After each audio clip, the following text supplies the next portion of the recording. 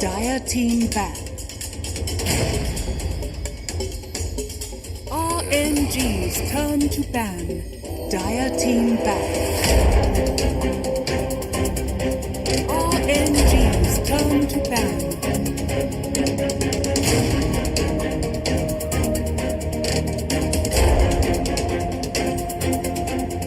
Dire team pick.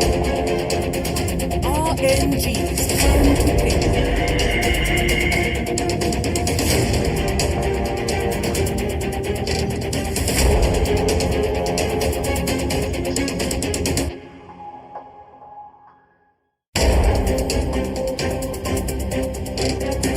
10 seconds remaining. 5 seconds remaining. Turn to pick. Dire team pick. Mars!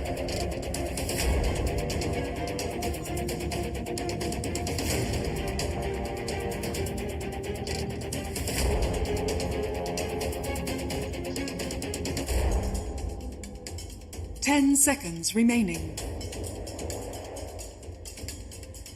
5 seconds remaining.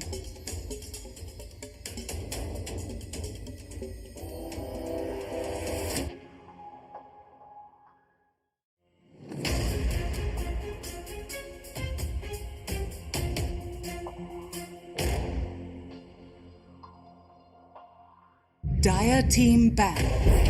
Phantom Lancer.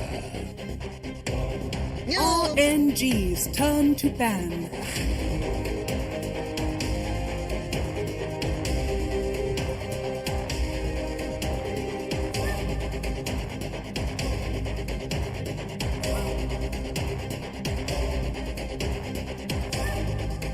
Ten seconds remain. Dire team ban.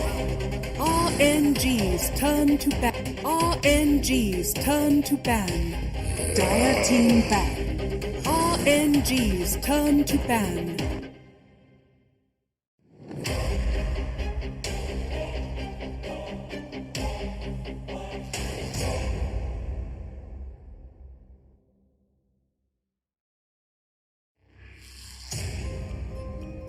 Ten seconds remaining. 5 seconds remaining.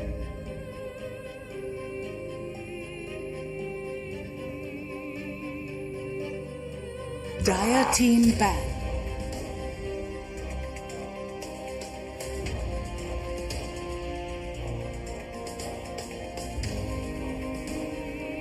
RNG's turn to ban.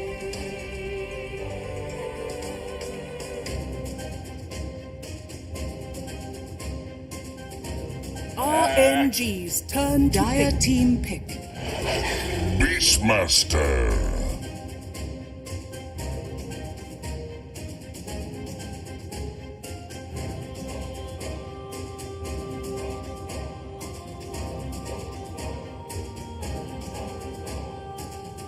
Ten seconds remaining. 5 seconds remaining.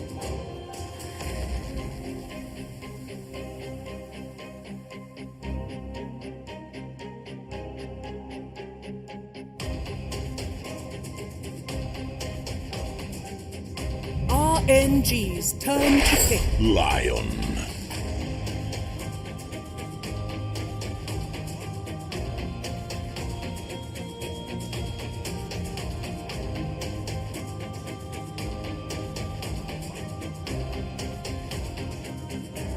Ten seconds remaining. 5 seconds remaining. Dire team pick. Elder Titan.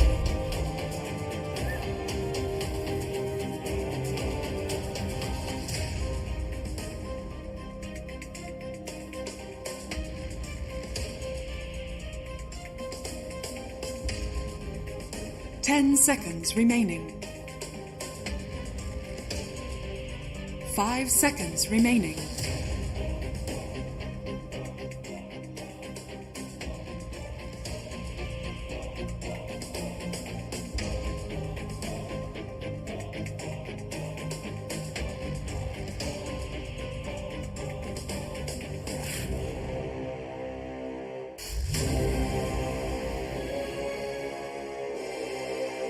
Dire team ban. Hi there.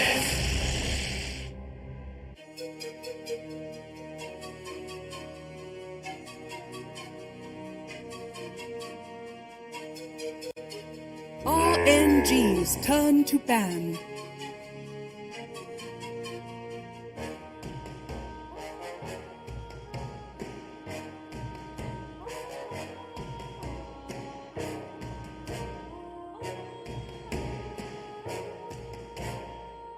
Ten seconds remaining. 5 seconds remaining.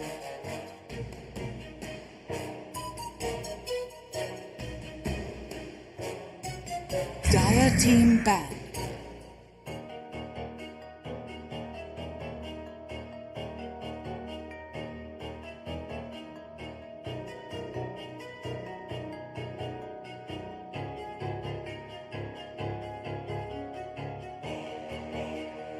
Ten seconds remaining.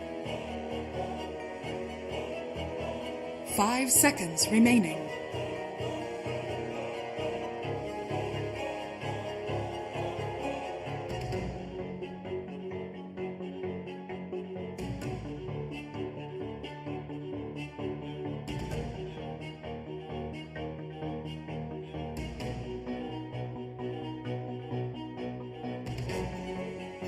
RNG's turn to ban.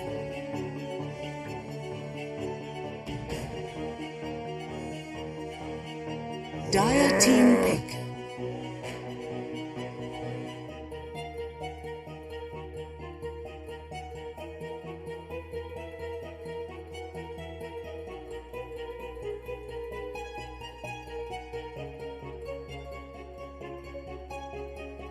Ten seconds remaining. 5 seconds remaining.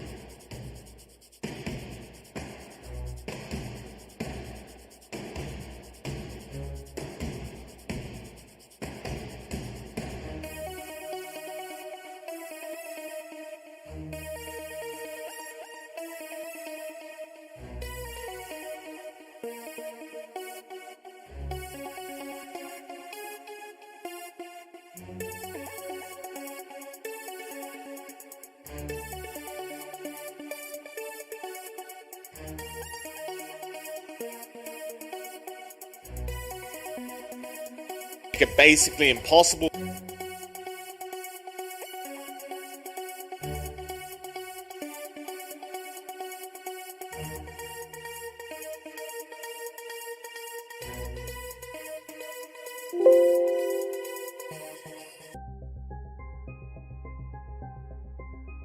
RNG's turn to pick.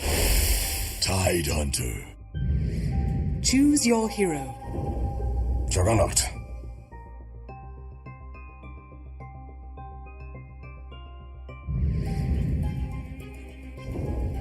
Juggernaut. div, so we've already caught a bit of a fight between these two to figure out who's the top dog coming out of that. I believe in the lower div in Season 1, SAG did come out slightly in top, and when these two teams faced off against each other last time, it was a 2-0 for SAG then. Of course, there's been a couple of roster shakeups, a very big meta shift, and very different drafts coming out. Like, as they pointed...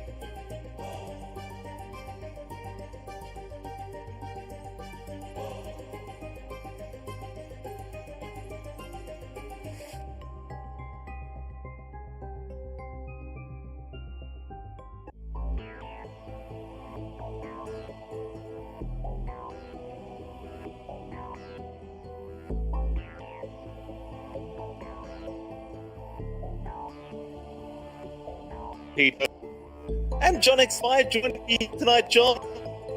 Welcome back to the Chinese region, sir. How you doing? I'm doing great, Mike. Great to be covering some of these games. Really spicy match, as the panel mentioned. RNG up against SAG teams, placing top two from the lower div. So we've all got a fight between these two to figure out who's the top dog coming out. I believe in the lower div. One, SAG slightly on the top, and we up against last time was a 2-0 for it again. This roster shake, a very big match, very different drafts coming out. As they pointed out, Beastmaster mid coming to here. Not something we've seen at all, I think, from God King. Numbers have covered some of his games from 2018, so this is something fresh and spicy kind of patch. But as mentioned, when the ags change for Beastmaster, there's a lot of things you can kind of see coming out. We'll see if he does get that axe timing, prioritize here for God King, and he will kind of aim for that solo Roche with the smoke down the line. Yeah, I mean, I saw that the other day, and I thought this has to be one of the most ridiculous things I've seen in the new patch thus far. But the wild axes already are kind of broken. The Aghanim Scepter with no cooldown, but adding the bonus damage on top just makes it that much better, and I really can't wait to see what Eastern's intends to do with this Beastmaster this game. Whether he will just go for the Aghanim's Rush and try to make that work. Apart from that, though, John, I might add, I'm very, very happy to see that Beastmaster actually has something to do other than pushing towers now.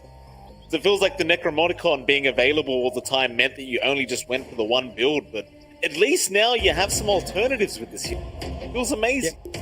Yeah, more options for aggression, focusing on those wild axes. More potential in fights in terms of pickup with the young push. Of course, that does mean his push potential is reliant on fours, so you lose some of that impact on the objectives, but the meta has shifted towards this fight-oriented kind of a lot of aggression over those bounty runes early on. You're already seeing a bump up here from both sides as well, and should be pretty strong from both sides if they want to force the issue. They have really good control on both sides, really good damage. They're level 1, so it'd be a pretty interesting skirmish if they do force the issue out here. Yeah, it's another thing I love about this new patch is the fact that everyone's just going for a 5v5 in the mid lane before the game even starts.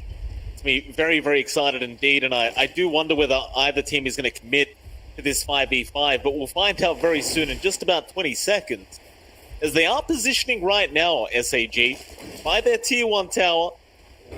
I'd say the Viper is quite scary as well, that level 1 mark for these 5v5s. Still RNG moving.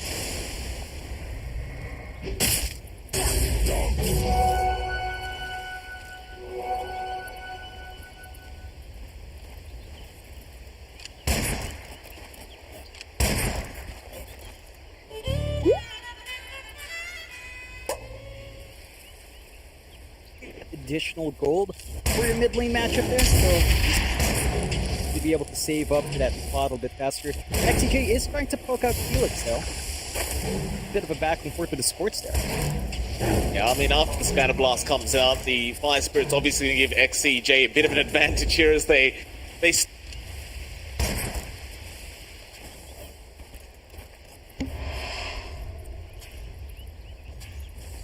bonus damage, and XCJ, he'll just salve up and stick by the tier 1. Still, having a look down at the bot lane. Son Goku, there along with his line, was up against God King and Super. Do you feel like God King will struggle this lane, or should he be just fine on the jug? Be a lane for gold steady, you know, like a little tide hunter you're up against.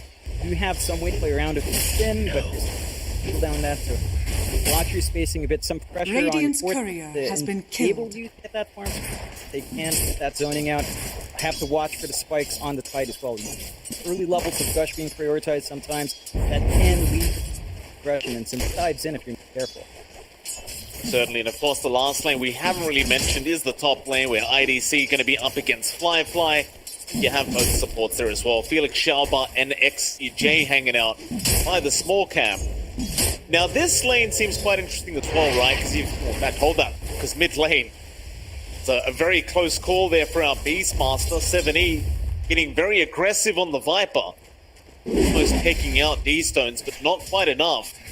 Still, speaking of this lane, John, it does seem rather difficult for the Beastmaster considering you are up against the Viper. And nobody really beats Viper. It does, and you've got that range disadvantage in this matchup, so 7E can sit back, spam the poison attack, stack them up in these. And these ones have access to play with, sure. The uptime on the harassment of 7E, considering buffs as well to those levels on the attack, the poison attack, can make it hard for that melee. You already see that showing in the CPS board, but 11-5 for Viper, slightly behind here. That's always a bit of good news there for SAG, is to get that initial farm, slowing down the Beastman, initial timing, trying to minimize the impact of that early bottle as well. Rune time and just, lane dominate as you'd want to on the Viper. And he is. Just saw the water rune spawn up as well. 7E able to take the one at the top rune spot, and D-Stone's kind of just left in the dust now with an empty bottle. Doesn't feel very nice at all. Very limited to what he can do. I mean, he's just so poor on the Beastmaster. He can't even get his boots up yet. No braces either. It looks like he might actually go to start jungling. In fact, he's going to stack up the small camp to try and catch up. XCJ's here now, however. They've been playing around with Felix Schauber. XCJ going to try and run, but a nice cookie setup. Felix gets the scatter blast off, and maybe XCJ may have just given D-Stones a very important gift. Radiant's middle tower. He was struggling a lot, but the first blood gold going to help him catch up quite a lot. He was trying to grab that bounty at the 3-minute mark, and it's one of those things, again, with the map changes, with the bounty changes, there's so many objectives, or mini objectives to test, that you kind of have to throw your bodies out to support. A lot of talk whether or not it's worthwhile.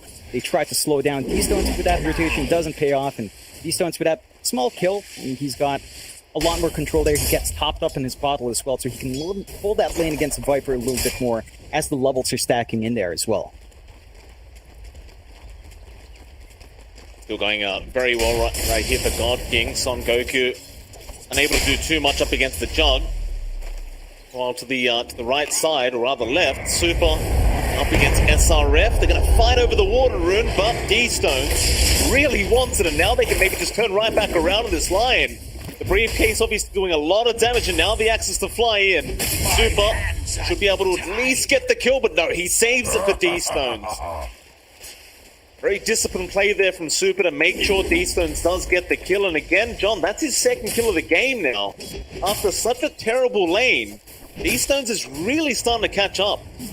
Yeah, and he's got really smooth movement from the map. Straight into a stacked camp, he can clear out with one boar and his axis. So the flash farm potential there for the Beastmasters is pretty darn good. Again, emphasis on the axis means you get that initial farm in the jungle a lot faster. And this is something that SAG's not really controlling well. They don't have deep jungle wards. They can't contest that movement. You're getting a free lane for the Viper, sure, but he wants to bully that hero. If it's a free lane, it's not necessarily what you want with a hero there.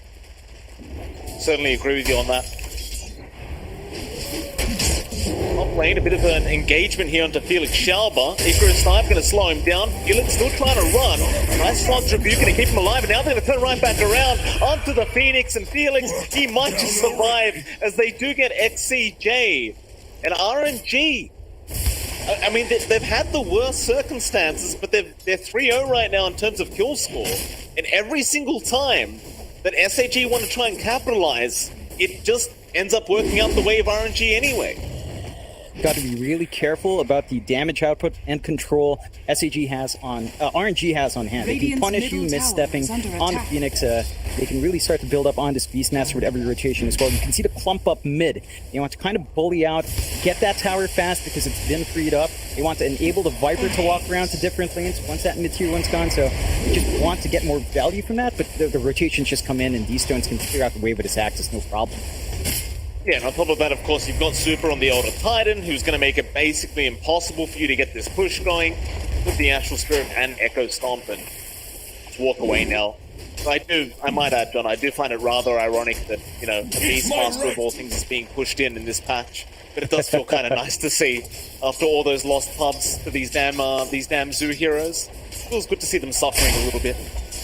Hey, you talk like you don't enjoy the zoo, mate. I know you're a Lycan picker and an Enigma picker, so I don't know what you're crying about, Mike. You're the one being hurt by the lack of Necronomicon. Of course. That is kind of true, John. I'm not much of a core player anymore, though, so I don't care anymore about the Necro book. They can take it away from me, it's fine. Still IDC, top lane. I mean, in terms of farm, John, when you compare the jungle, you compare the PL, it's God King's just getting ahead. And that's never a good sign if you are SAG. Yeah, I mean, it comes down to the PL versus Mars lane, right? Like, PL has the ways of playing around the God's Rebuke and the Spear, but that requires investment in Doppelganger. And you see, IDC did go for Phantom Rush instead, so just wants to prioritize gap closing, clearing out the creeps, but that does mean that he's very vulnerable when Flyboy wants to throw his combo out, and just the damage output and the tankiness of the Mars, especially when left alone, means that it's a hard lane for the PL to really just find any sort of farm there. That it is. Exceeding his net worth, just trailing behind by about 500 gold. Still too nice. In the junk, it still feels very powerful in the patch, at least for now. Any changes that were made just didn't really seem to affect the junk too much. What have you spotted out, John? What are you laughing Stones is at? queuing up the Ags. He's going for it. And he's not being stopped. Like, this is a free farm Beastmaster for the most part. He's not #1 in net worth. He's still getting a lot more considering that he was laning against a Viper, and the gap between him and the Viper is just about 700. So, yeah, he sacrifices lane. He's not losing it to the Viper. The Viper gets a free lane, but he's not bullying out the Beastmaster. These conditions for RNG are quite favorable. 3-0, less than 1k lead, still pretty close for SAG, but they've been all over the map. That's starting to hurt them a bit as they're not being as efficient as RNG is kind of allowed to be here. You just saw another bit of a failed rotation there from SAG down to the bot lane. It's not really working out for them. The SRF stun was missed. Or rather 70 did make the rotation, but now he's going to go into the mid lane again on the Viper.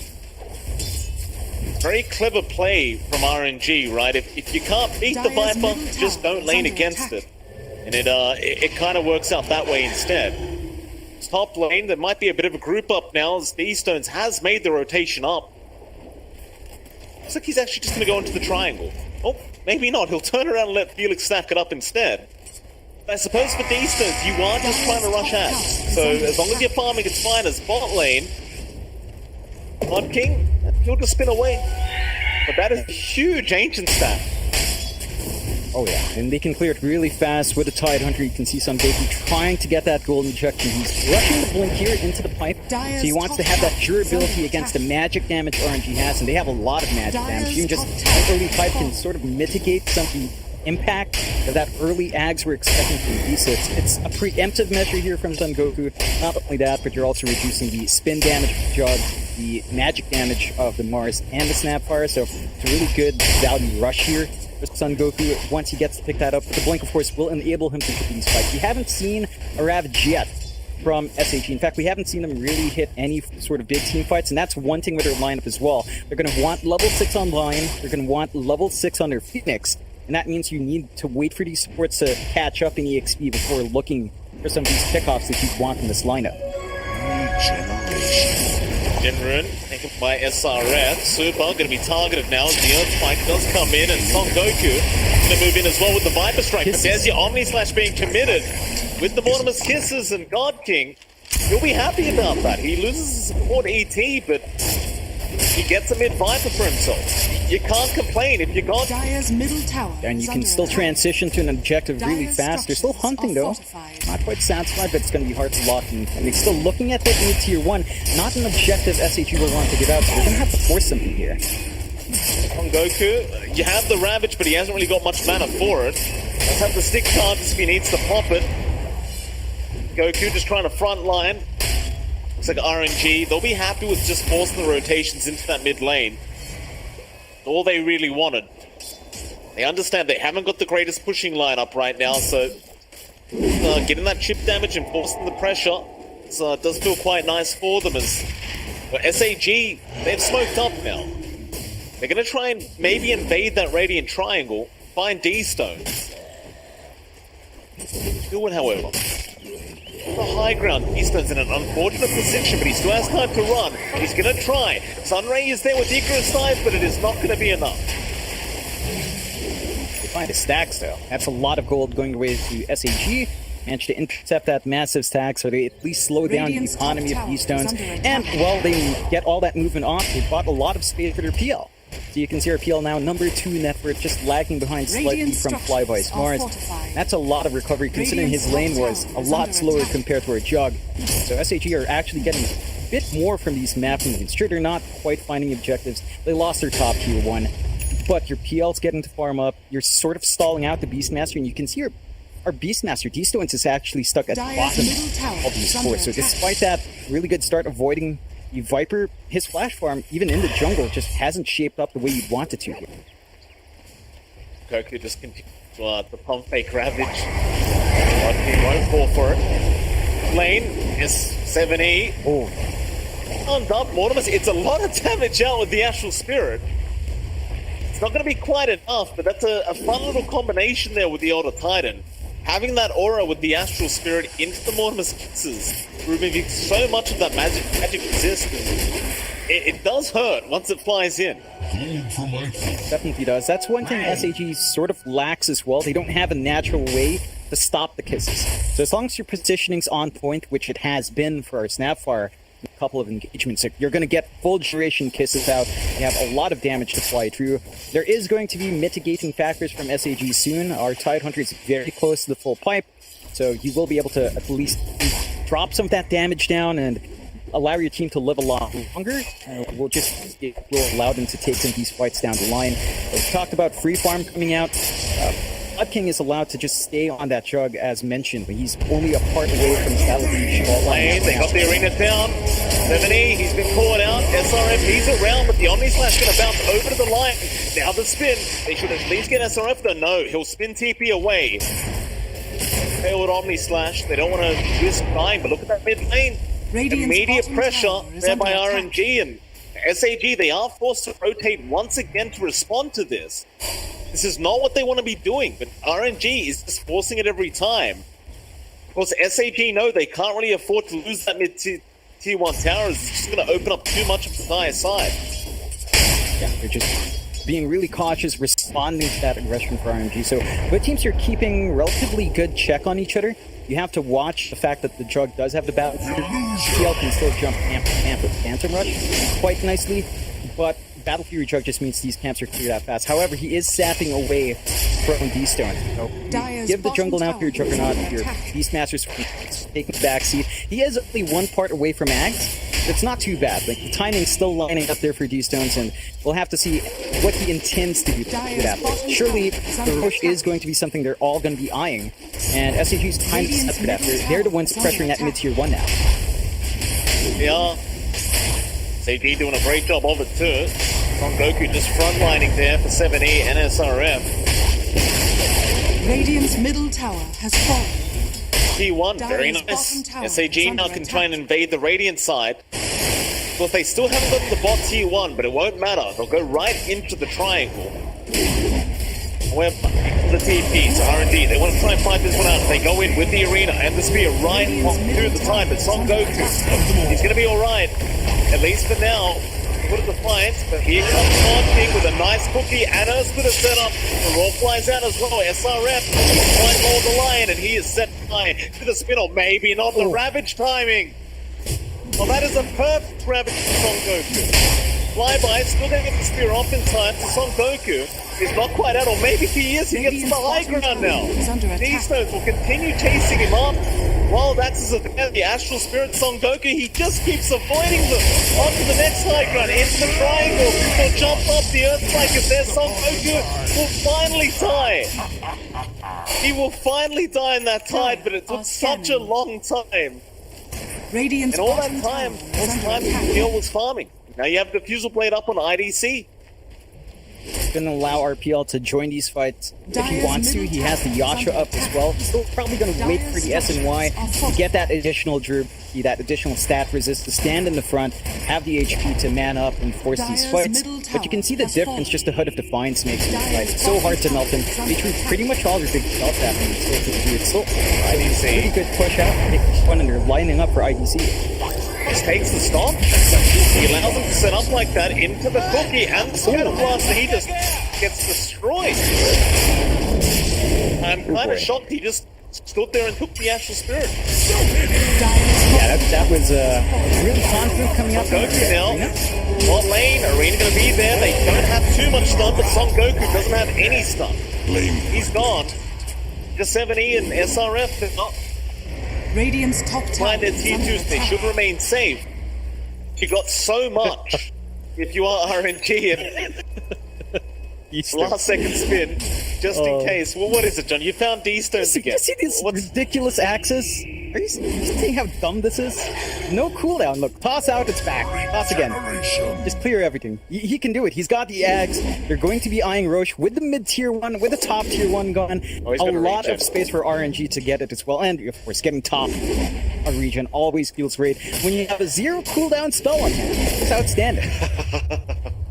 The best part is as well, John, he's got a Fairy's Trinket, so it amps the spell my damage goodness. plus he gets lowered cooldown and the mana reduction. Just ridiculous. IDC mid lane this time is going to topple away from the Dire's Astral top Spirit. tower is under attack.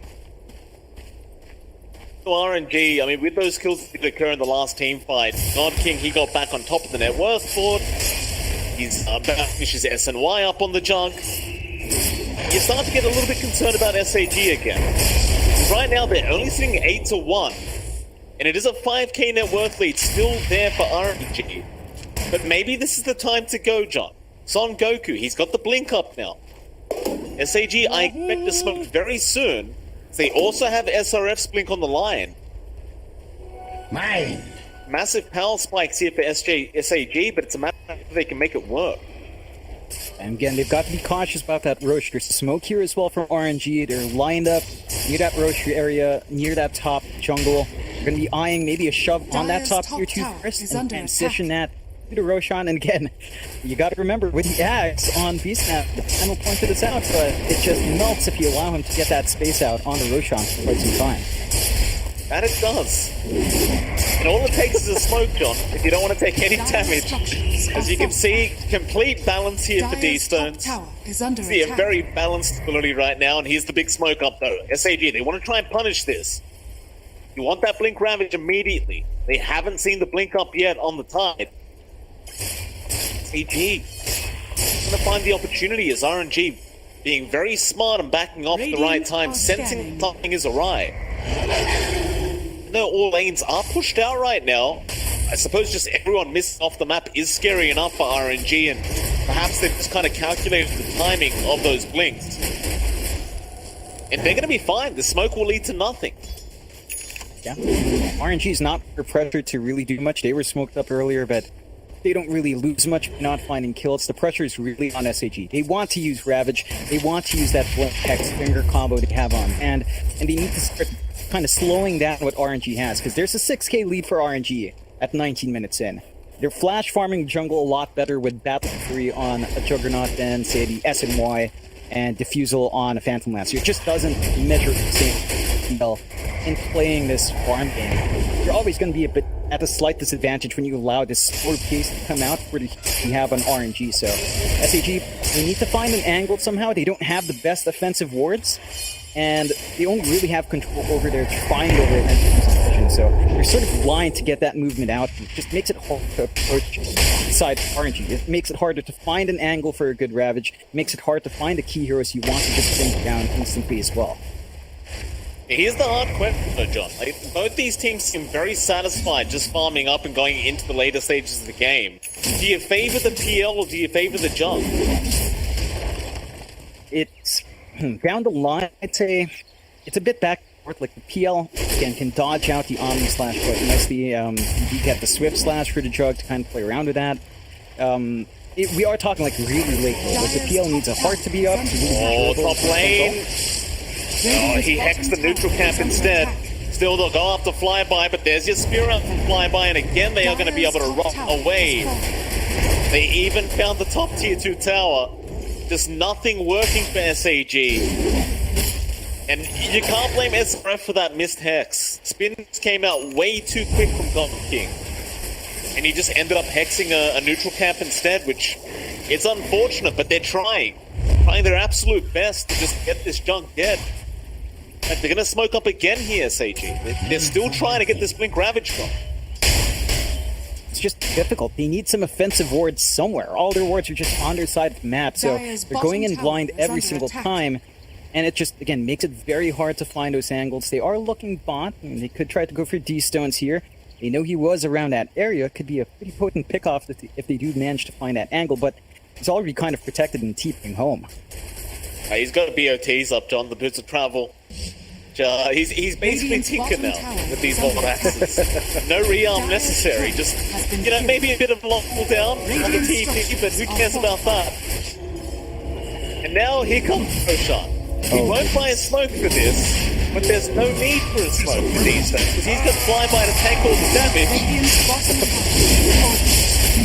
This poor Roshan is just going to get annihilated. Just no chance as the damage amp keeps stacking for some reason. Mr. Icestrong, if you're listening. He's just taken by God King and now Son Goku. He doesn't want to keep the Ravage like this to get back the end zone. Mana for it. He'll go straight to a mind bomb. 7E, he is set to die and does go down. And by still surviving while the Ravage in the backlines did nothing because God King will just find IDC. To be able to fight back. He's doing a great job of it, but Son Goku is not going to be able to do the same. SAG once again just can't find the opening. They can't get the combo of Ravage Egg. Like, that's what you're looking for with this lineup. You need Ravage Egg to come out. You want control in tight spots. They were a bit too late to go into the rush. They had an inkling that was happening. Again, a lack of vision is hurting SAG. We go, IDC gonna topple away immediately, away from that Astral Spirit. I'm gonna give you big props to Super here on this AT. So effective at holding SAG back every single time. Scouting out for his team. They get the tier 2 mid tower very easily, it seems. In fact, they're just gonna leave it. They are literally just gonna leave it there on low HP. As there are TPs coming in, Son Goku. Gonna move into Felix Xiaobox. But you've got no Ravage. He can't really stop anyone. So he's just chasing them down and just waving his hands menacingly, just hoping they'll get a bit upset, I guess. But apart from that, there's not really much going on here for this time. SAG are in such a bad spot. I didn't even notice. It's 10-1 at 24 minutes. Yep. Only one kill for SAG. Like, they've got a lion with fingers. They've got Ravage Egg that just hasn't been able to come out. And props to RNG, they're just spacing themselves out brilliantly. They're working the map well. They're the ones with the offensive wards here. They're making it hard for SAG to find any opportunity to force a fight. And, you know, they're still holding on to their tier 2s, at least in mid and bot. Or, although I say mid, it's just hang by a tread. There's still some space for SAG to farm up. It's starting to feel like it's becoming the PL. And God King just chops through the tier 2 tower anyway. So, map is completely shrinking here for SAG, and with the ages up, they can look to high ground if they want to. All right, off to SRF, the spear, it will not connect, but the cookie will also miss. Nice start, at least for SAG, but now the rule's out. 7E, he's been caught. Oh boy. On to the tier 3 tower now. Son Goku moves in, but he didn't have Ravage yet. He was 3 seconds away, and he is set to die. Does have fire back. I don't really think you want to commit it like this. Even if they do, they might kind of force themselves to GG out. They don't think they can really win a team fight. Don't commit. Earthquake is there. Onto 3 heroes for God King.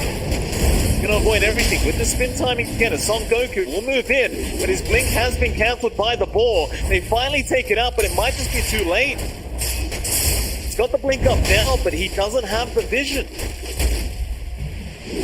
That one wild boar from D-Stones just making it so they can't counter-initiate, and now the buybacks are just wasted.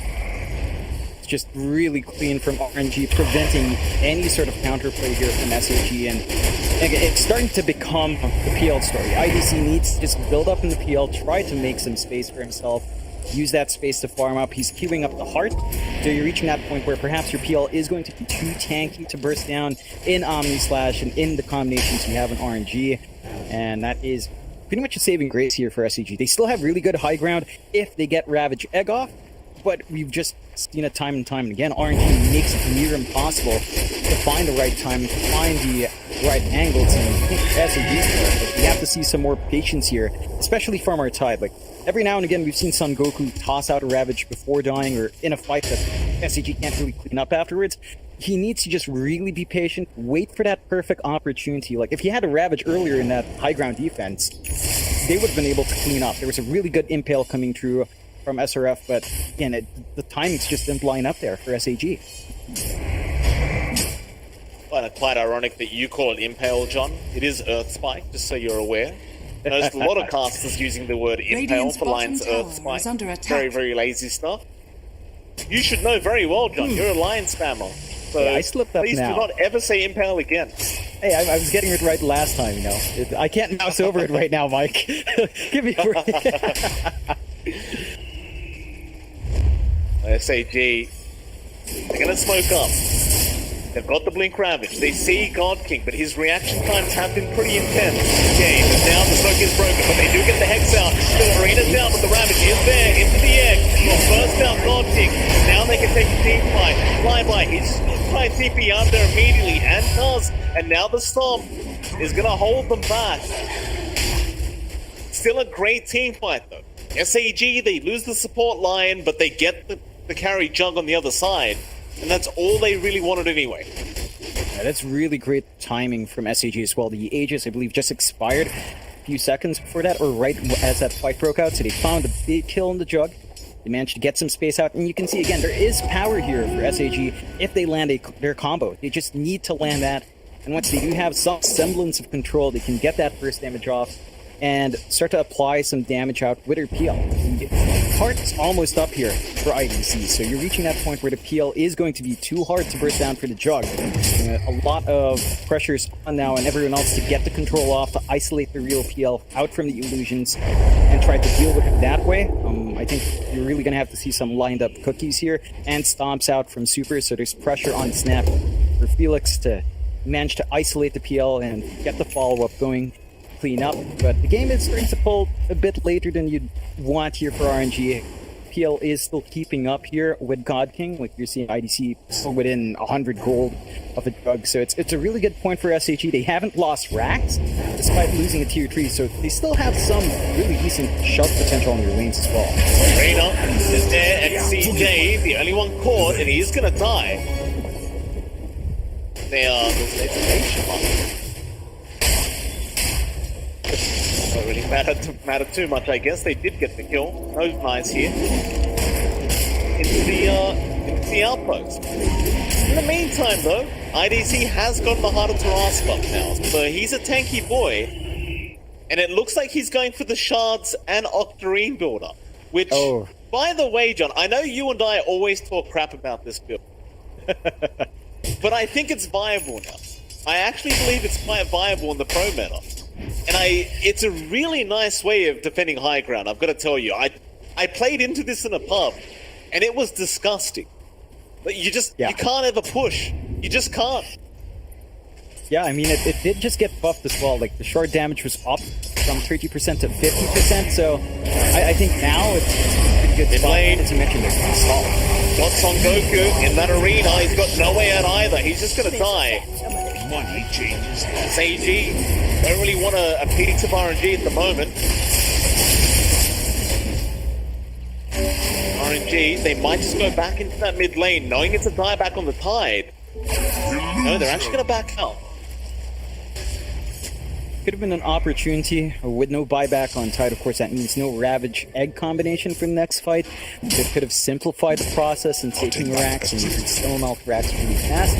They're just paying some respect to how much SAG has on hand. Like, you can see just how much IDC's illusions do. Like, he tosses out the lance and it bounces around, and suddenly your mana's cut by a quarter or so. And in a prolonged fight, you're just going to be always low on mana if you're not careful up against IDC. So if you're respecting the PL's power, that does also mean that they're giving the PL space to finish this build-up. And once that Octarine's up, it could work in this game. Like, it's looking pretty good for IDC. He already has Heart. He didn't rush it. I think that's the key thing. IDC did not rush Octarine, and as a, again, 4th, 5th item pickup, it's not something I mind too much. It does make sense. Yeah, and the thing is as well, John, with the shards, you get plus 50% damage on the illusion that spawns. Those illusions hit really hard after a while, especially going into this late game. Very curious to see whether this shards Aether Lens into Octarine is going to be able to pay off. But now both teams just kind of avoiding each other, just sitting back and relaxing for a bit, getting some more farm in. Of course, God King does want the admin scepter himself before he gets any more involved in this game, but why not just go take a free roll shot? That's exactly what they intend to do with RNG. And SAG, they're pumped up, but they're not going to make it in time. There's just no way. Just not enough. They still lack vision around the pit. It's still an issue of information here for SAG. They just can't react in a timely manner up against moves of RNG. They could maybe punish if RNG gets a bit too complacent here up in the front, but you're not going to be able to, again, apply pressure with smoke, and they're just going to have to sit back, get IDC that farm up. I think at this point, you're really just waiting for the Octarine build up on the PL.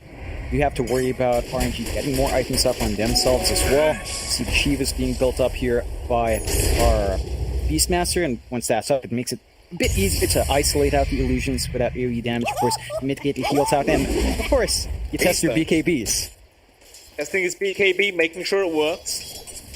Doesn't really need a BKB anyway, John. He could just throw axes without a BKB. I'm sure he'll be just fine. By the way, always nice to see he got a Psychic Headband, so more cast range on those axes. Plus he has a free 4-star for himself. Very nice. Not really a 4-star, but you get my point. Kind of works the same way. Yeah, and I love this coming out from RNG. They're smoked up behind their chug. They're going to be circling around here. Here we go, they're going to initiate straight off the bat with the Viper Strike onto Flyby, but he's going to be just fine. The spike, however, does land the God King with the finger, but it will not be enough. They will go straight onto Son Goku. There will be no Ravage to fly out this team fight as God King is going to try and find another target. They'll go on to 7E, they'll find the Viper. They are making it look very easy, John. These notes, he still has the Aurora. There was just no need to throw it out. No. And now they're going to be able to find his tier 2 as well, start sieging the high ground once more. Without the Viper and without the Tide, it's a lot simpler. They still have Aegis as well, they've got cheese on hand, so many protections for the forest and taking these fights. We found the kill. IDC being caught out to stop him there in time. They're just going to hold him for a little bit. You can see on the up, but he will topple away. Instead, they got the egg from XCJ and they get the PL. There is the spin slash out. In fact, that was an Omni. Just up to SRF, and that's it. They call the GG. They've seen enough. RNG, the panel did predict that they will take out this game 1. They took it at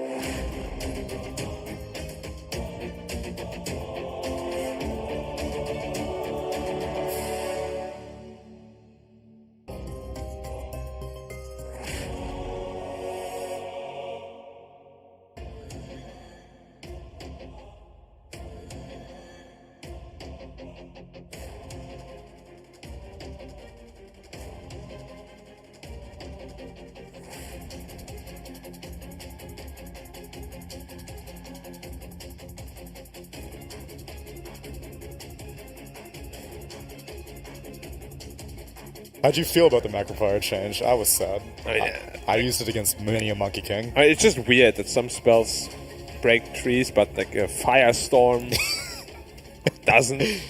And whatever. The one for Doppelganger was a buff, though. I feel like a lot of Phantom Lancers are being able to like sneak around in trees where you should just clear out like everything in the AoE. Yeah, I mean, of course, like, they did all the changes because of the new areas in the map, obviously, but there's just so many new areas, so many new juke spots and whatnot. I know.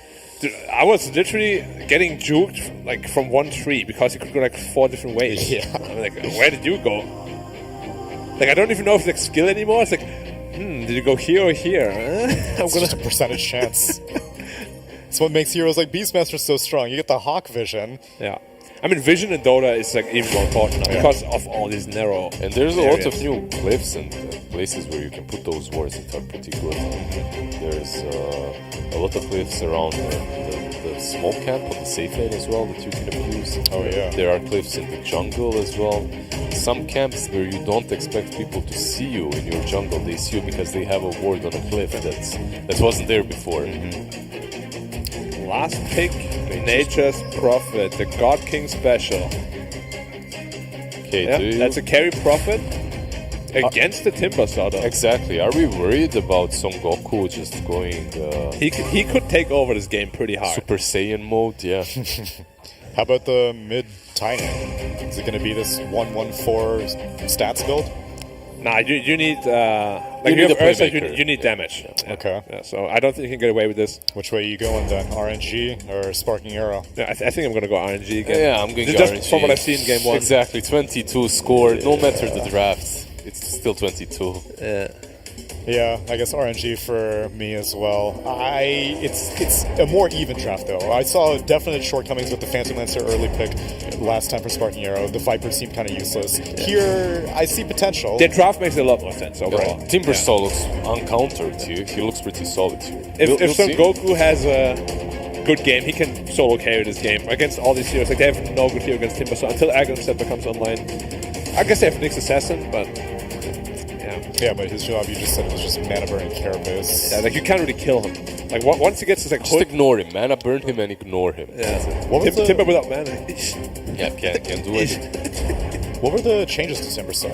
Reactive armor got nerfed quite a bit. Yeah. But he got base armor buffs, I think. He got one base armor buff, but reactive armor got Dire nerfed, team and back. his scepter chakram got buffed, but I don't remember what changed. Yeah. Oh, and flamethrower deals damage to buildings now. Oh, yeah, half. Yeah, 40%. Of course. Of course. Dire course it team should. back. I mean, liquid fire deals damage. Meteor RNG hammer isn't really fire. There's another Kind of is. Kind of is. Oh, whatever. We can find out what items they build as we go into game number 2 of Sparking Arrow Gaming versus RNG with MLP and John X Fire.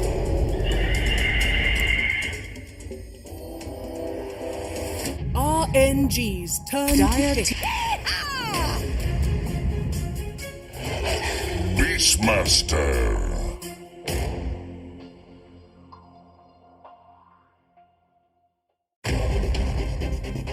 Dire team back.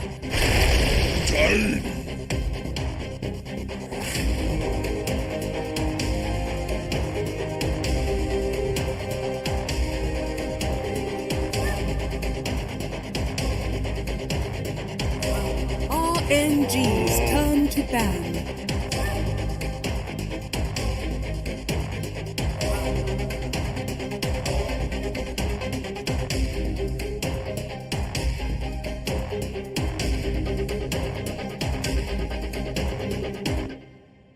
Ten seconds remaining. 5 seconds remaining.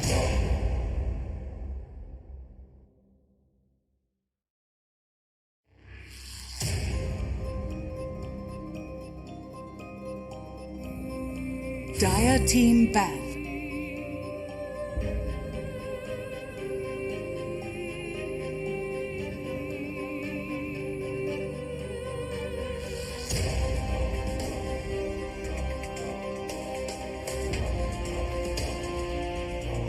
RNG's turn to ban.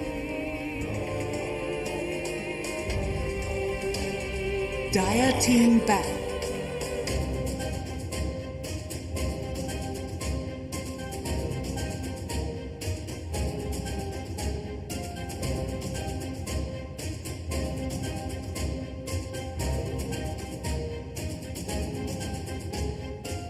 10 seconds remaining. 5 seconds remaining.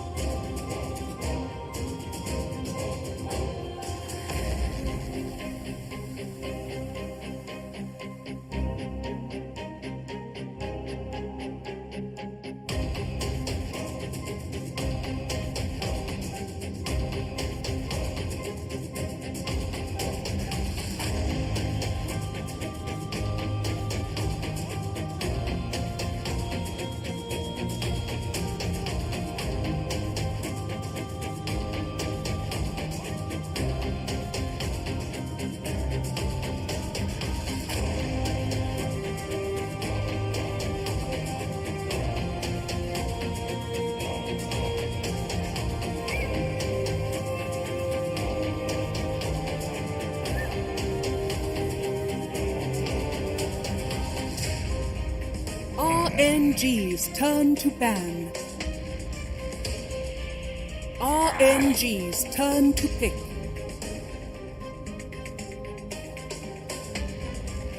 Dire team pick.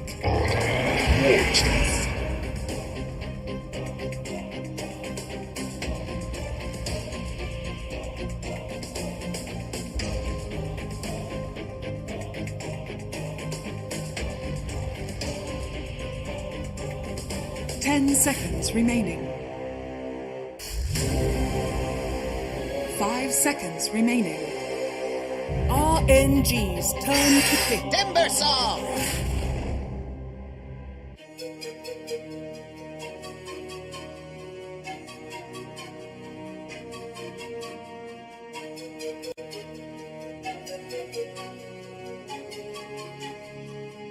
10 seconds remaining. Dire team pick. League's assassin.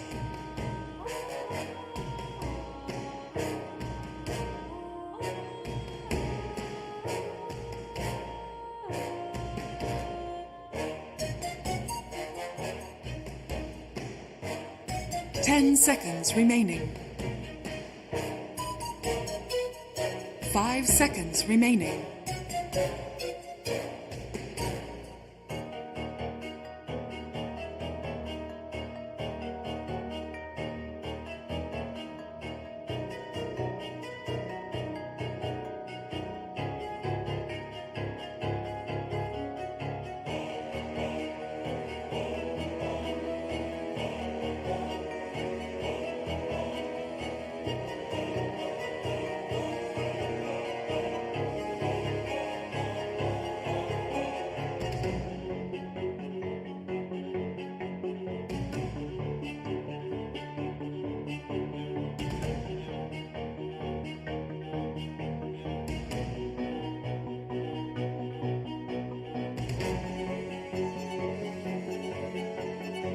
Dire team ban. It's a warrior.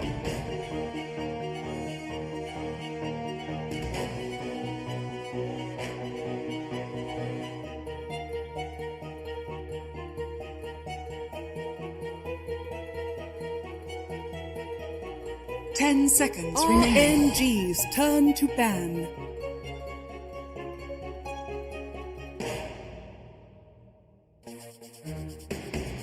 Dire team ban.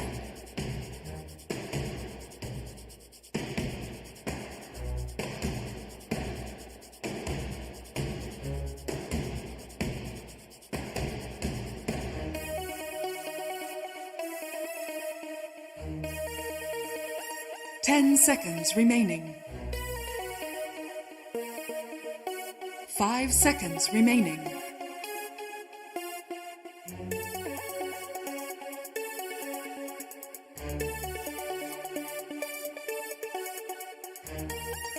RNG's turn to ban.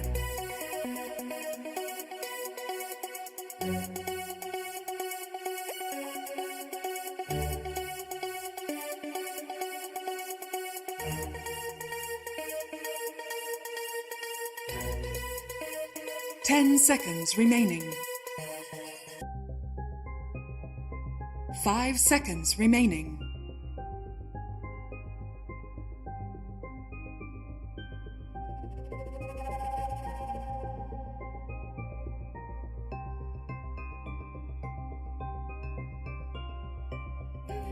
Dire team pick.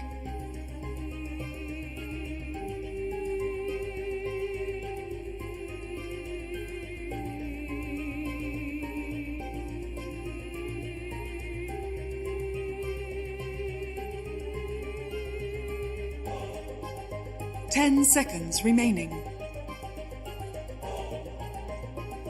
5 seconds remaining.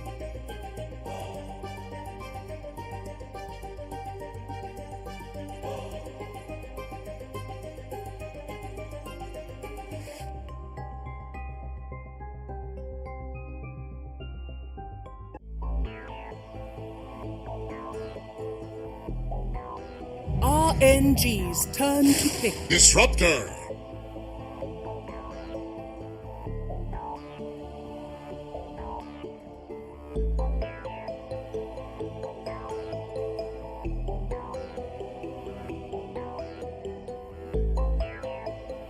Ten seconds remaining. 5 seconds remaining. I speak for the You may now trees. select your heroes.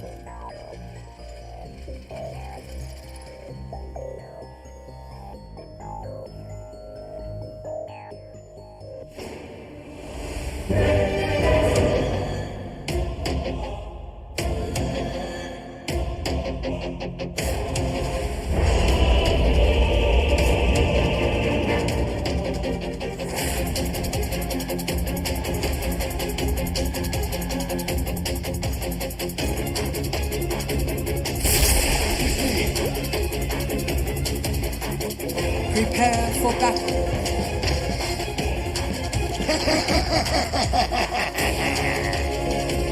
All right, ladies and gentlemen, welcome back. We are officially here for Game 2 between RNG and SAG, and it is John Xfire once again. John, welcome back, sir. How you doing? Doing great. You know, second game coming up here. RNG having a spectacular showing in that first game. Just having a really great time with all the kills on board. SAG coming out with a bit of a better draft. We're going to have to see if Son Goku can hit that point, as the panel mentioned, where he's just sort of uncontrollable, but everyone seems to think RNG's got this in the bag. I think the draft shakeup might be enough to give SAG a shot into Game 3. I'm going to maybe play a bit of devil's advocate. Still have to see if our Ursa as well will go for that itemization and just constantly getting the enrage off. And 30 if we reach seconds long to battle. enough to get something like the spell person to help out with the uptime on that enrage, of course, that does mean the game will have to go slower, so SAG might want to force out a bit of a slower pace there to hit that insane point with her Ursa and with her Timb. But it should lead to some more opportunities here for SAG. Like, there's still some pressure to get XCJ on point with the eggs coming out. We didn't see the biggest impact last time around from Phoenix. See if they can kind of play around the timings they have on hand this time. Actually, mid lane, of course, we're seeing both teams once again posturing very aggressively. It will be a 2-for-2, though, as you did see IDC did sneak one on the Ursa. Managed to get away with +1 for SAG and does even out the bounties. You kind of talked about the shard build up on the Ursa, but I can almost guarantee he'll go for the shards at some point. This shards is just completely broken, having one of enrage every 6 seconds. rather 8 with the Earth Shock. But, you know, assuming you get a Spell Prism later on or something like that, it can be a little bit silly. Oh yeah, it's just hard to deal with, and you've got some pretty good lanes coming out for both sides here. We're looking at mid for a bit. You see D-Stone's up against 7E. The Beastmaster making it showing once again. 7E on the Tiny should still be able to get some control, but I think this is much better for D-Stones compared to starting against the Viper. You're a melee hero up against a melee hero. Wild Axis damage will stack up on the Tiny down the line. You just have to be cautious about your spacing a bit. There's burst opportunities for sure on our Tiny if you go for the traditional kind of avalanche toss build-up. But again, there's been words about just focusing on the tree grab as well, so we'll have to see what commitment we'll see from that Tiny on mid down the line. It's one thing the panel was talking about a hell of a lot was God King on this position 1 Prophet. Something we've seen God King do this before, but against the Timber, it does seem kind of counterintuitive. Does this pick bring you a little bit of confidence, John? Do you like the carry NP? Do you think it's a bit weak? I think it's got some openings here. Like, look at the level damage right now. Level 1, right-click damage with a Blightstone. You can really apply a lot of pressure onto the Timbersaw. Level 1 reactive doesn't do much. So Son Goku's forced to play more conservatively, get some more regen on. You can see God King sort of working this lane really well in his favor. 8-1 right now in terms of last hits. Again, sort of repeating what happened in Game 1. IDC up top is just half of that last hits, and as long as you maintain that sort of pacing in the lanes, you're always going to be happy on RNG side. Yeah, look at this. XCJ and Felix Schauber just can't get enough of each other, but it looks like XCJ may have been on the losing end of that trade, but he does manage to Icarus dive and salve off. Who just can't get enough of each other, apparently. Exact same heroes as well. Seems like the Snapfire is more than happy to just fight like that if necessary. We'll also say, John, that I do like the fact that IDC is farming better this time on the Ursa. Of course, last game around we did see him struggle a little bit early on, but actually mid lane. Toss up there onto D-Stones. He's actually a man fight for a bit. 7E doesn't really want to borrow this. These axes, they are starting to get very painful indeed. Yeah, it's just not something you necessarily want to deal with. Like, sure, Tiny's got this with Avalanche Toss, but if you don't kill him, and he stays around, spams his own axis out, doesn't lead to a good time. You see one difference here as well. XCJ's rotation for the Bounty Rune pays off without him dying. You don't have the supports of RNG being as active. They're sort of more focused in on their own side lanes, which means that, well, D-Stones is going to be down 1 bottle refill at the 3-minute mark at the very least here. He is. No, take that. 70 plays on this Tiny this game. I mean, last game on the Viper, it didn't feel that impactful, especially after the laning stage, but hopefully this game we can see a little bit more out of 7-8. Bit of a quiet period early on, of course, but you are seeing a very similar thing happening. Eastern's just moving back into the jungle, flash farming that up, back into the mid lane this time, rather than just kind of avoiding the mid lane altogether.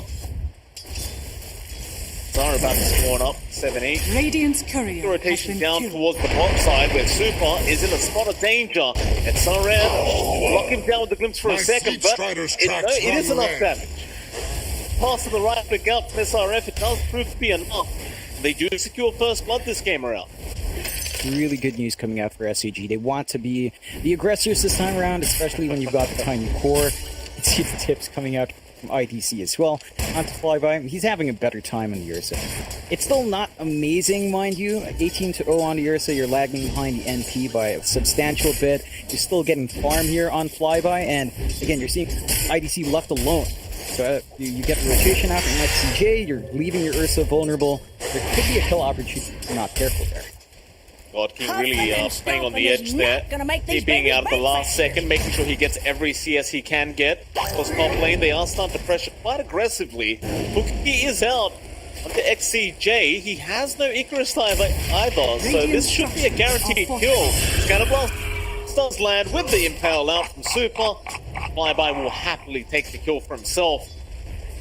Fortunate stuff there for XCJ, and of course now I'm not going to have a very good time either, because they're just going to run him down past the tier 1 tower.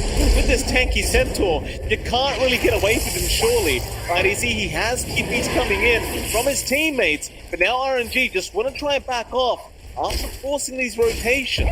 Fly-by. It's not a danger. Very awkward scenario here for the Centaur. Super moving back in, the Scatter Blast does land into the double impale, and Flyby, he is still running out of there. He does have the TP, but he's trying to find the right spot. SRF has been patiently waiting, but little does he know, there was actually no stun on SAG to cancel off the TP, so he could have TP'd out immediately. Still, I guess you would assume the Glimpse was up on a level 3 Disruptor, so he held down on it. It's a great rotation out for SAG. That does free up some time for RNG to secure those first tower runes coming out. So D-Stone's grabbed the Invis. He's one step up on region. He's number 1 in network right now, but you're not lagging too far behind Tiny. So you're still getting that impact out here for 7E. He's still getting initial farm and levels. They have sort of allowed God King to free-farm the boss lane, but again, you're not seeing a significant lead from any scores yet. Son Goku's still holding the lane well. Level 6 on your Timbersaw at this point means that you just can be left alone and do just fine here. God King out of the bot lane again, top side. RTC, he was trying to go into Felix Shalba. Did not really work out in his favor. Well, bot lane, it is being pushed in a little bit with the siege creep, but Super. He'll try and defend himself. Could be a little bit challenging though up against the Timber Sword, so they might just decide to allow that T1 to go down, or maybe not. There are TPs coming in now. We see the Beastmaster, he's there, Son Goku. Gonna try and run, but of course the Roar is gonna fly out. Super will have the follow-up stun. Do they have the follow-up damage? Son Goku's trying to check away, but not gonna be able to get out. A nice kill there, down to the bot lane, but now Flyby is in danger top side. Doesn't have Stampede, but he does have the cookie. Unfortunately, though, he got tossed up. Does die, and now Felix, he's going to be just fine. Was unable to help out the Centaur. You're seeing some good aggression here from SCG, though. They're winning out just a bit more. They're getting a few more kills on hand. Get the kills under Ursa as well. And 7E's around to soak some of that, so it's a bit more impactful for these cores to find that initial EXP injection, initial gold injection from these pickoffs, and that should lead to a bit of a better time for SCG to get the build up. There's still some key items for RNG to save up for, but they're just keeping that aggression up top. You're going to be very careful. That Sunray damage does start to stack up quite a bit. Even at level 1, it'll be just fine for now. It's not quite enough damage. He's building up into it. He's got that Blitz Knuckles queued up. He Nature's Prophet. Maybe a Witchblade down the line here, trying to build that up, or to get that initial right-click damage off. Probably a blade here. Yeah, probably is a Witchblade, actually. Yeah, it did get buffed up. You like crying about that poison attack being used right now. There's no real benefit to it here. Like, no one really has evasion. I guess maybe if someone goes for a halberd down the line, but it's always good. It's good stats for an NP. Allows you to be aggressive early on. It looks like RNG just wants to hit that point where you get the Witchblade up, you get the Ags up into Beastmaster, and just run around and force move in onto Felix Sharma with the Avalanche toss. It's not going to be quite enough damage. In fact, they might have some turn potential. 7E is going to have to be picking off immediately. It's always a bit of a demoralizing sign when you can't Avalanche toss the supports. Kill them. 7E, he'll have to move back in and get some more farm up and keep working towards that Blink Dagger. Frustrating stuff for Tiny, I'm sure. I don't think he minds too much not finding this pickoff. It keeps the rest of the heroes of RNG in check, so they know where the movements of these other supports are. They're buying space out to the Ursa to just free-farm that jungle. And in this case, because it's an Ursa, going into the Battle Fury means that you're going to have flash farm potential. You're going to be able to overtake the Nature's Prophet if it's not careful. Because, well, the NP3 doesn't clear as well. Here we go again. So you have to watch that. Mid lane, SRF going to be targeted. In fact, they found another in the backside. They've got IDC. You're going to try and Earthshock out of there with the Enrage. does get salved up by XCJ.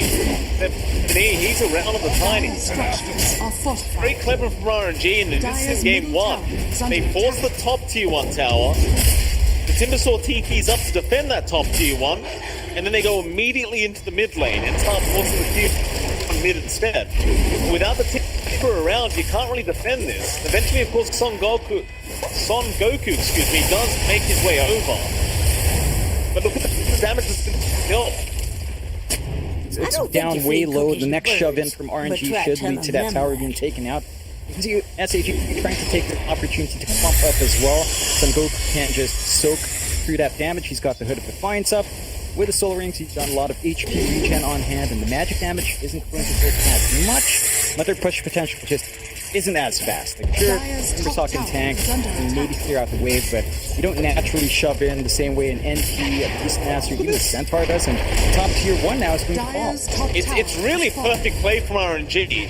As long as Scott can get himself down, but he's chasing him down at Son Goku.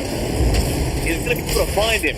That flyby, he's not saved by it. SAG really wants to punish quite hard for this. In Rage Jump, but while they're doing this, the mid tier 1's being pushed in again. So they do get 2 kills, but they're going to lose that mid tier 1 now. I don't know if you call this a win. In all honesty, John, you're losing so much map control here for SAG. While you found 2 core pickups, they almost lose SRF there. Radiant's But top they tower might still is under super. attack. You won't be able to close the gap. But I don't think SAG should be too happy about this. Losing that mid tier 1 and top tier 1 is going to make it much harder for IDC to find the farm on his side of the map. You don't have any offensive wards yet from RNG, but Super's already just walking around with a Vendetta, keeping track on the Ursa. They can opt to play aggressive from this point, get some aggressive wards once more, start to secure Dire's Roche bottom tower for the is under timing attack. with your Beastmaster. I believe Beastmaster is only 1 part away from the axe. You're starting to hit some timings here for RNG to be online. And SAG, they're still Dire's looking good bottom to tower defy. is under They do attack. not have the network lead. Most of their goal to really kind of stuff under Timbersaw right now, which is nice, but you really curious to get a little bit more, and he's blocking right now out of all the courts. Not a big difference, but you still need some space out for ITPC and the Battle Fury, and after that, you have to wait for B next. Maybe once you hit the 20-minute mark, again, shards come in, and then that's a different story for the hero, but that is some time you have to wait for here on SAG then. Lane. Goku does get stunned mid-chain, and with the roar out, he should have no way out of this. Cookie better follow up. He's a tricky boy, but it just won't matter. It's coming up from flyby now. Radiant's They kind of want to middle return tower the is under favor attack. towards SAG as IDC. He's been very aggressive with the tits, on the Ursa at least, and looks like RNG are ready to kind of give it back to them. Shout out to Emo, by the way. I'm sure he's the one that actually started all this in the first place, but I love to see it. I really... I mean, you see SRF with a question mark, right, as his current username. Definitely taking some inspiration Radiant's there. middle Smoke tower out is from under RNG. attack. A really good rapper of his own the tier 1 to cut them off. Right. CJ gonna get caught immediately. He does have the Icarus dive, and is gonna be able to make it out. Now thinking about turning right back around. Do go with the change. And the glitch on to flyby. He comes that creep, but he's trapped up in the kinetic field, and he is gonna die. I'm up there from SAG's. There's one more. Felix Schauber. Dire's top He's tower scouted is that under and doesn't have enough. Zuka's still around. They will avalanche past. Felix is still alive. Still survived that SRF. He's the one pulled out. He's gonna go disruptor, and now the TPs start coming in. Zuka, again, he's really not that happy at the moment. And he's gonna die. XCJ. Well, you've got an Aghanim Scepter up on D-Stones, John. No cooldown on the axe. He sprung them out. While they got Felix Schauber, it's not really worth the time, SAG. You lose too much. You do feel pressure to be aggressive with his Oh my timing. goodness. Not enough. He dropped an item there, D-Stones. It was a very close call. I believe it was the axe he dropped as well, John, because he was trying to soul ring. So had that avalanche toss killed him off, that would have been the Aghanim Scepter gone. Very close call. Yeah, and you can see here for the side of SAG, they good fights off, but they really fight for that. So they have to have Egg, they have to have Static Storm up. And when you expend those spells, RNG can just go for the turnaround, go for the cleanup. And they've got really good burst damage. They don't have the to wait for Ags on Beastmaster is 0. So they need to keep that presence. And it's just not enough yet from SAG to play outside of this spell. They need to think about how to approach the fights after their team fight spells come out. They need to really think about diving further, because once the Egg's gone, once the Static Storm's gone, a lot of your damage is kind of disappears. What's going on now? This could be bad. SAG is going to try with the field and Static Storm right onto Super. They'll get the Nyx Assassin, but the Roar comes out. They've pulled 70, they kill off the Tiny. Here comes the Stampede, by a great Sun initiation. Doesn't get the Phoenix. Looks like Son Goku. He's going to try and put the back kill with the IDC. Can they get it done? Keystone is very low and doesn't potentially high. It comes back onto Flyby, into the cookie though. Flyby still alive, and more fun now, just holding them down. We will try to SRF. And SAG this time to be able to make it work. Radiant's middle tower Mid tier is 1 under tower, and attack. of course IDC. Dire's top tower is Yeah, under John. attack. He'll tip 4 gaming guineas. Yeah, and that's a really good, timely movement out from IDC. He shows up, he knows he's strong, he can rip through the side of Dire's RNG if you're not top tower is careful. under attack. Haven't got that mid tier 1 yet. Invisibility. Here comes God King onto Son Goku.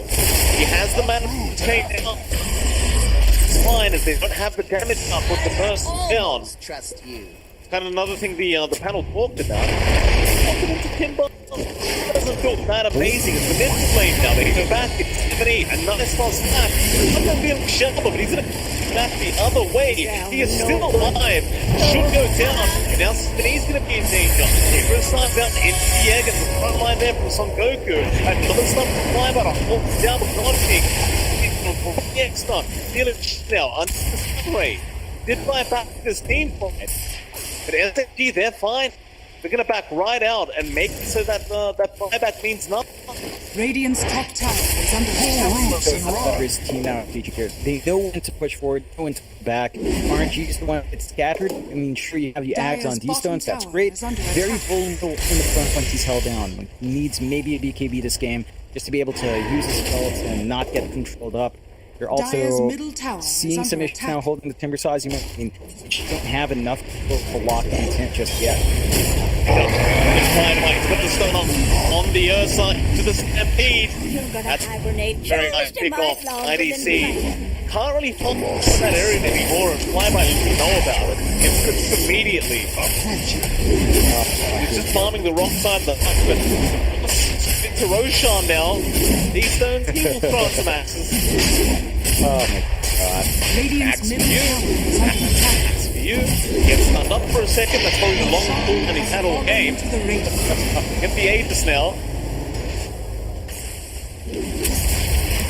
SAG, they're still yet to get the mid-tier 1. So RNG with the Aegis can hold one of them. They're just disciplined. They know when to jump in. They knew that the backup from the have been enough without the egg and only Static Storm. If you're lacking pieces of the combination, they're playing with the aggressive boards they have. That's just get enough information to get the rotations out. And SAG, I mean, they're still not too far behind. It's 10-11 this time, so much more still coming out for SAG, especially compared to game 1. 1K lead for RNG isn't playable. There's a lot of cap. Still Dire's got middle Ursa who tower can flash is under farm attack. very fast and with that as well. So much more IDC can do in this game. He just has to Dire's hit those top tower points with is his under farm, like attack. saving it for the BKB, going into his ag. He's going to try to build up. Radiant's Hopefully seeing middle that tower ag trip is as under well. attack. Down the line somewhere in the Radiant middle of that field. structures are There's fortified. apply pressure now mid tier Dire's 1. top tower is Their under push is attack. Timber standing in front very quick. Radiant's They should be able middle to find tower it this has time. fallen. It's almost 20 minutes in. That's a lot of value already for RNG despite losing it. Decision though from RNG to let it go down. Looks like they were just kind of done with it all together. And kind of spending that time far instead. Getting to the dire jungle here, Son Goku gonna lead the charge. IDC feels the pump. They're gonna move in there onto X instead with the sun out. They do the kill. SAG has been very predominantly just kind of hanging around this dire jungle, not opting to take the Radiant side.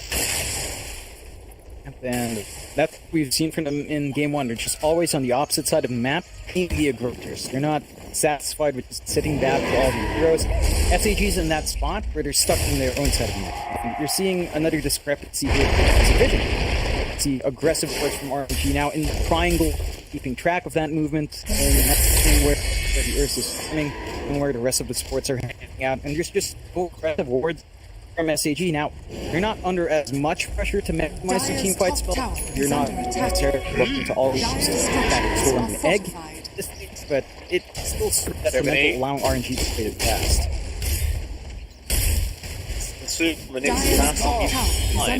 Look at this immediately. Up to the top tier 2 tower. Pushing it down. You know they can't rotate to defend. In fact, they can. Son Goku, he dare to defend. You're just never happy with this, aren't you? Just being around this area. No, At least no, they now what? Galba down to the bot side. No, I didn't see. He does kill the Ursa. These stones throw the war out. The seeds of Might old find the will reference for him. notice. No, IDC's makes me very happy with the voice line. I do love a bit of banter. Yeah, I mean, it's lining up with his name right now. I mean, he doesn't care. Like last time, he had Galba down to the bot side. No, IDC, he does kill the Ursa. These stones throw the war out. The seeds of Might old find the reference for will him. notice. You know, IDC's making me very happy with the voice line. I do love a bit of banter. Yeah, I mean, it's lining up with his name right now. I mean, he doesn't care. Like last time, he had what 0 kill participation, 0-2-0, and that just really good. He didn't care. He just wanted. This time, he didn't care if his friends die. He knows he's on to Ursa. He knows he's got a lot of fights coming in. He is almost at the point with the BKB. You also see 7E saving up for the Aster. So again, focusing on a bit more at timing. He's got the Echo Saber up and running. So there's a lot that he can do with having no charge in the tree. Grab and just being able to get that damage off. It is going to be big. RNG, I don't think we've seen any 2-ups to help it so far, so if you're not going to have a discount option yet for Ursa or the time, that could be an issue once he's able to stand in front and get the damage off. You will always have ward to back you up to stop Tiny from just focusing people down, and you use the roar on Tiny, everyone else is free to do what they want. So you have to be careful with target prioritization here, RNG. Mid lane now, counter smoke down. RNG be very well aware. You'd see Son Goku. Not quite the target they want to start on, but may have no choice in the matter. Radiant's top tower SAG is under gonna show attack.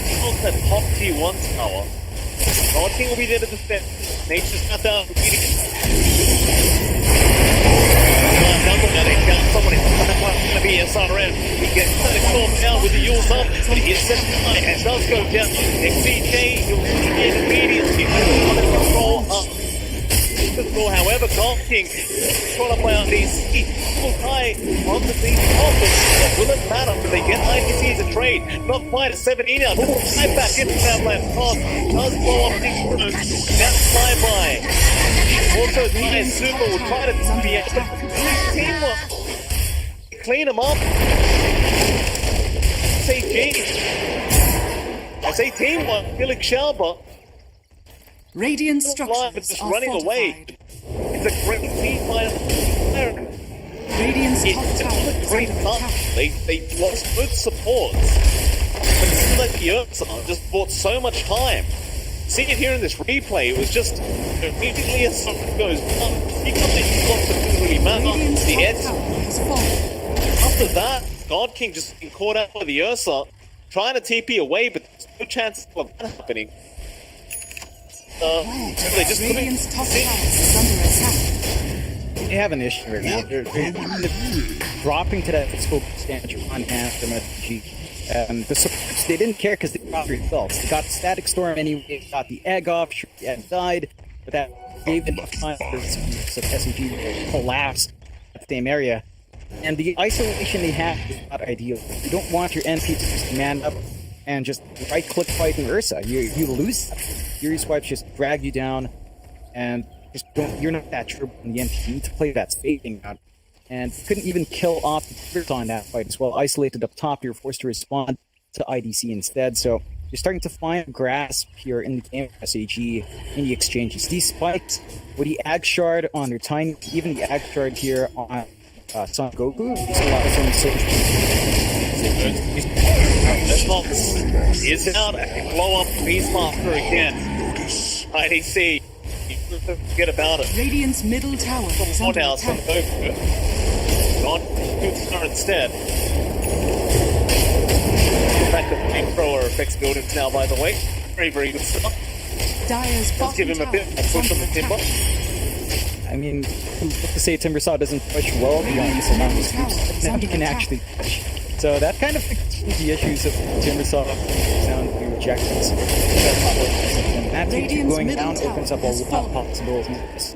Dyer's Got bottom deep tower is set of under wards now attack. in the triangle area. They know aren't want to play in that allows them to have better access towards the next Roshan as well. And speaking of Roshan, I Radiant's think they top took that tower last is fight under attack. around the time Aegis expired.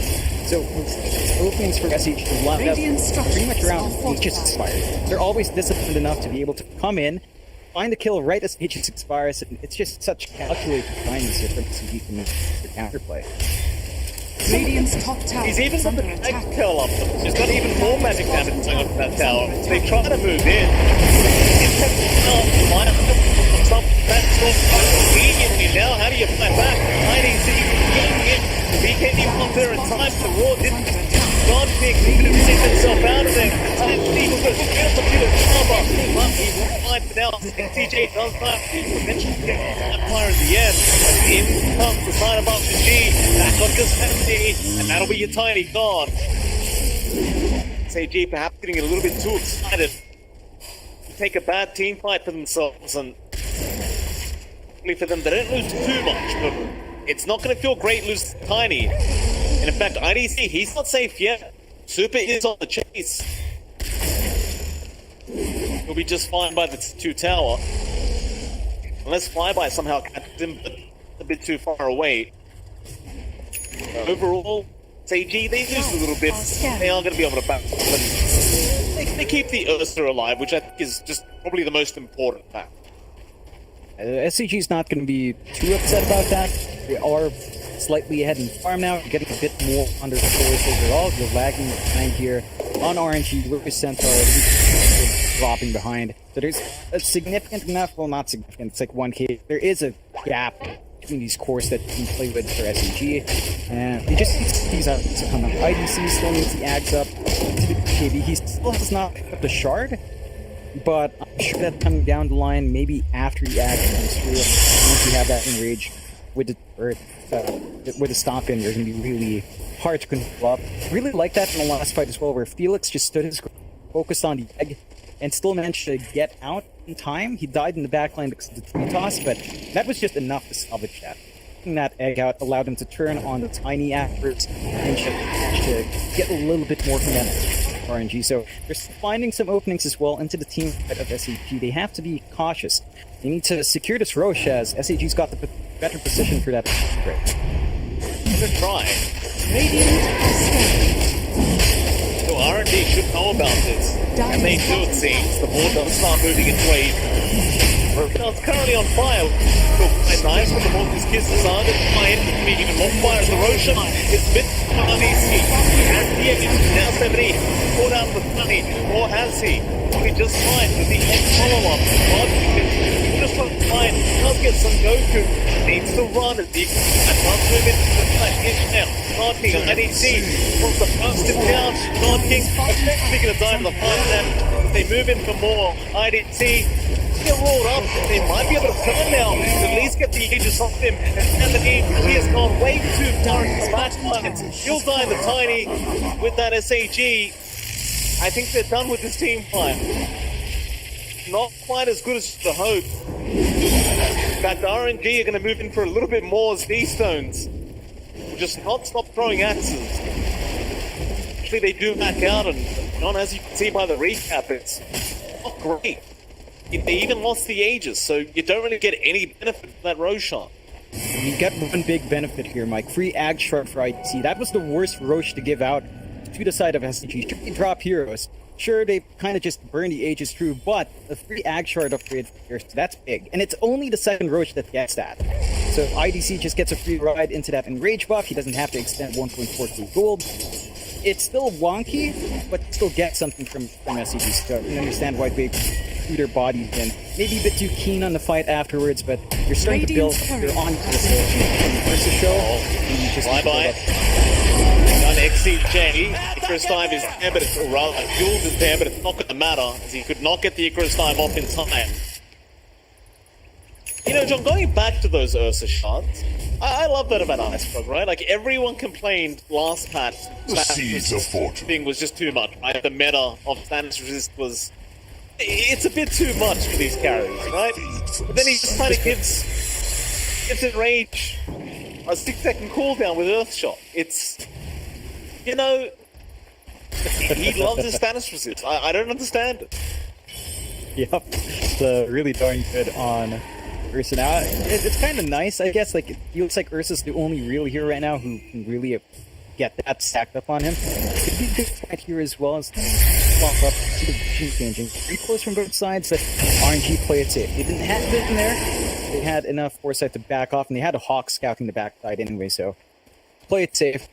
They still are lagging behind slightly in effort, less than 1k. We do see some really good build up here on our end. Got the Satanic up for God King, so you can stand there, really man fight against the Ursa if you want to. You still want to have a bit of a gap between yourself and the Ursa, but you've got some options for longer presence there as well. The Actor being saved up here as well by Flyby, and you do see the smoke coming through here for RNG. What they can do with it. Right into the Dire Triangle is where they want to go, and I think EC the low ground right now, but they haven't made their way up to the high ground yet, RNG. Try and go into the triangle. They're just going to hang around this bot side of the Radiant jungle. Gonna be enough, it seems. Picking up that bot wave. Now the counter smoke is there. SAG going to try and capitalize off it. Goku, the only one showing on the map at the moment. The RNG is well aware of what's happening. They also back out in time. Of course, with this profit, you will just keep pushing the map. There's not really much they can do about it. Dire's top tower is SAG under probably attack. just gonna have to back off. I don't think they're too upset. Like, they're still keeping up with the farm. Getting pushed. The objectives are slowly melting, though. That does push the response out from Son top Goku. tower He is has been denied. denied the top tier 2. Dire's A little bottom more tower map is space under opening attack. up here with 2 tier 2s just falling. RNG do open up the map a lot more to start really pushing and applying pressure with the NP. But Dire SAG are are still hitting scanning. some items. So ahead now on the Ursa by about 1,000 gold. Not massive, but it's notable now for the Ursa. Be that step up, and again, with the Battle Fury, this kind of AFK farm game does work out a lot better for IDC. You're also saving up here for the Tiny to go into that build-up for the AC last 7 you're just again going for physical build-up. If you have the AC, the right-click damage, it's a lot faster with the attack speed you get, which really helps you maximize the shard build-up on the physical build. And maybe even after that, we see something like the Daedalus come, or even say the Ags would be nice as well.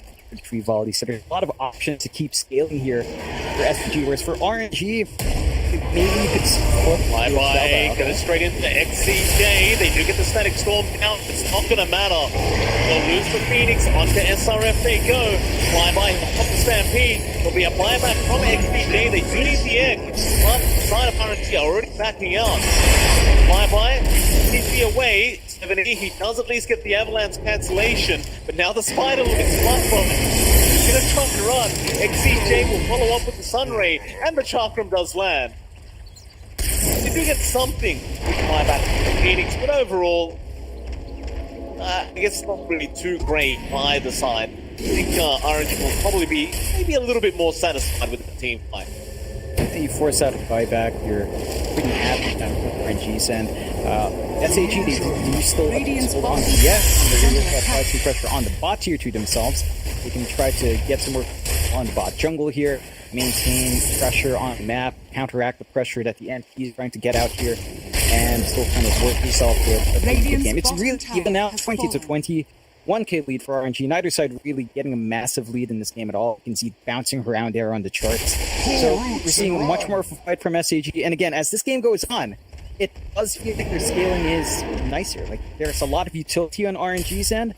We've seen some great fights coming out with really good positioning from Felix Schauber to stand back, get the kisses off, get a good roar target off. But when it comes to pure right click damage from all these cores, you do scale a lot better with your Top lane, Super. The impale on the 4-star. Stick around for the mana drain, but the Yules is out from SRF, and Super now may have gone a bit too far. He's going to try and TP, but the glimpse is there. Super, he'll turn back around onto SRF, but well, there you go. He just laughs at it. Obviously, a very optimistic kind of play there from Super. Does not pan out for him. Yeah, it's Keen. I mean, after he got combination off, couldn't find kills, couldn't quite in time, and it's just a little bit more for SAG to play with. You could argue that space, it's not really much on the map for RNG to maximize that space with. So you're happy about the freebie on SAG. You've stalled out enough that there's a heart here on the Timbersaw, and the control factor on the Tim, the burst damage for the Tim, it just starts to feel like it's not enough. So you're going to have issues focusing down these cores. Heart up, AC potentially coming out for 7E. There's so much tanking, so much armor you have to eat through, and your NP, it doesn't feel like it hits hard. At least compared to an Ursa, compared to a Tiny the Shard. It just doesn't feel like you're getting the same impact here from Sadowski. Now, he does have his AC up on his own, so it can counteract incoming AC aura arm reduction, but beyond that, like, you need a lot more on the NP here to really feel comfy in a man fight against these bigger cores. Kind of medium Roshan timer. First, we need to try and check out the Roshan pip, but it is about 2 minutes away. G, very careful here. RNG are starting to move in. They got the impale off, but IDC, he has the Aghanim Scepter now. Problem is, the roar is there, but IDC, with that status resist, is going to be able to back off and maybe reinitiate with his team. They'll go for flyby. Goku dropping low, but there's your Static Storm now out, right up the God King. He'll pop the Satanic to try to survive, but they caught out the Ursa now. In the backlines, IDC is trying to survive with the range. Can he survive the damage? He cannot. Keystone does get the kill, and now they move on for more. They move on to the rest. The SPG, they are just dropping like flies. They'll lose another. RNG money free for their trouble. Very unfortunate scenario for SAG is, and I felt like you couldn't have asked for a better usage of the Aghanim Scepter and Rage on IDC, but it just didn't prove to be enough. There's just too much to save on RNG's end. A big issue there for SAG was the fact that, yeah, he got up the Ag Scepter and Rage. He didn't fight. He was retreating for the most part. SAG comes in the latter half of the fight, too late to maximize their versus. So the damage output wasn't great. Now their high ground's being seen. Dire structures are falling. That it is. God King moving very, very fast. Most native prophets do and they do pull rough. Timbersaw now. Goku gonna be okay, but an impel is there from Super. They'll get the tier 3, they'll force the buyback up from 7E, and God King, I'm not sure about sticking around. He's just bad fighting against 3 of them. He does not care. He's not moving, and Flyby is right back in. They'll get SRF, of course, even more buybacks out. Flyby now will stampede. They can't cancel the TP out, or maybe they can. God King does get cancelled. He is stuck around a little bit too long, and is eventually going to die. So while it was a lot of buybacks being committed, they do get the carry profit. Yeah, and that lines up really well because the Roshan is just up. The SAG can just go into it without worrying about the MP. Now there's still an opportunity for RNG to fight though. I mean, the Roshan is happening. I was just watching the Nix's Assassin for a second. Like, we'll talk about it later. This Roshan fight should be starting any minute now, even without God King, as IDC. That is so much damage being dealt out onto the Ursa.